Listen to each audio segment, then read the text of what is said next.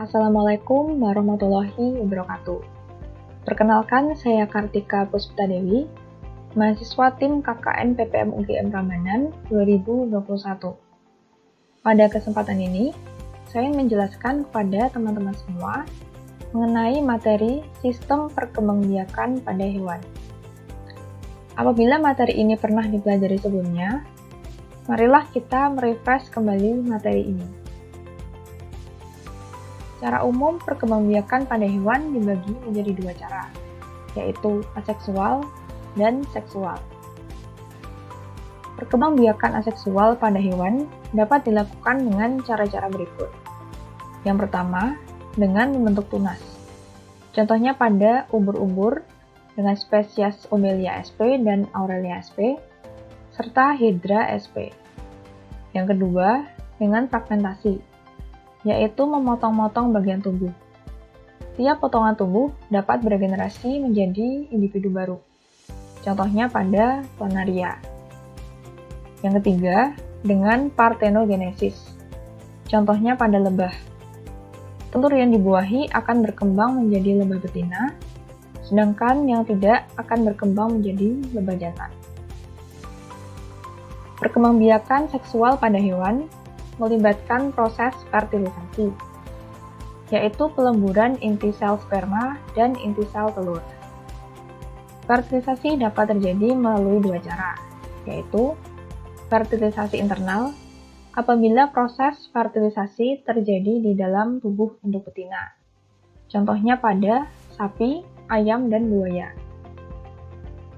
Fertilisasi eksternal, apabila proses fertilisasi terjadi di luar tubuh induk betina. Contohnya pada ikan. Berdasarkan proses perkembangan dan kelahiran embrio, hewan dibagi menjadi 3 jenis, yaitu yang pertama, ovipar. Hewan yang berkembang biak dengan cara bertelur. Embrio pada hewan jenis ini akan berkembang dalam telur, contohnya pada Aves. Yang kedua adalah vivipar. Hewan yang berkembang biak dengan cara melahirkan. Embrio pada hewan jenis ini berkembang dalam rahim induk betina dan mendapat asupan melalui plasenta.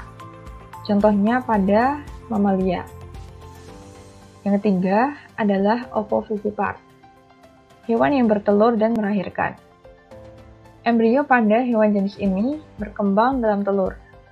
Namun, sebelum dilahirkan, telur akan menetas terlebih dahulu dalam tubuh induk. Contohnya pada sebagian reptil seperti kadal dan ular. Pada hewan jenis tertentu, harus melalui proses metamorfosis untuk mencapai pendewasaan. Metamorfosis sendiri dibagi menjadi dua, yaitu metamorfosis tidak sempurna dan metamorfosis sempurna.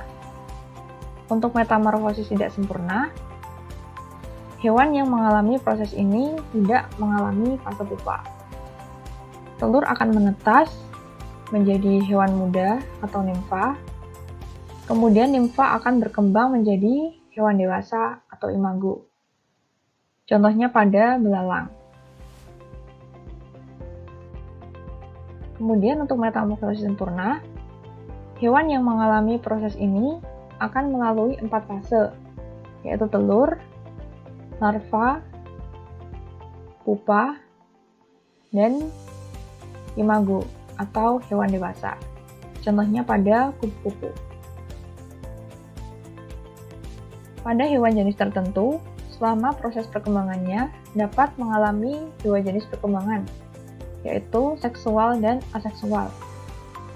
Contohnya pada ubur-ubur. Pada fase seksual, ubur-ubur akan melakukan fertilisasi dan menghasilkan zigot. Zigot tersebut akan berkembang menjadi larva. Kemudian, larva akan tumbuh menjadi polip atau yang disebut dengan skifistoma. Skifistoma dapat berkembang biak secara aseksual dengan membentuk tunas. Skifistoma terus berkembang membentuk strobila. Strobila kemudian akan terlepas menjadi medusa kecil atau evira dan tumbuh menjadi medusa dewasa. Perkembangan teknologi yang pesat dapat mendukung proses perkembangbiakan pada hewan. Berikut beberapa contoh penerapan teknologi dalam proses perbanyakan hewan. Yang pertama adalah inseminasi buatan atau kawin suntik. Proses ini dilakukan dengan menyuntikkan sperma sapi jantan yang unggul ke saluran reproduksi sapi betina. Keunggulan dari inseminasi buatan ini adalah dapat memperbaiki kualitas anakan sapi. Kemudian yang kedua adalah embrio transfer. Proses ini dilakukan dengan pemilihan sapi donor penyumbang embrio. Embrio kemudian akan ditanamkan ke sapi resipien yang berfungsi sebagai induk pengganti. Keunggulan dari proses embrio transfer ini adalah mendapatkan jumlah maksimum embrio unggul secara genetik dalam waktu yang singkat dan dapat meningkatkan bobot serta produksi susu pada sapi. Selanjutnya, ini ada kuis ya teman-teman, dapat dikerjakan pada link berikut.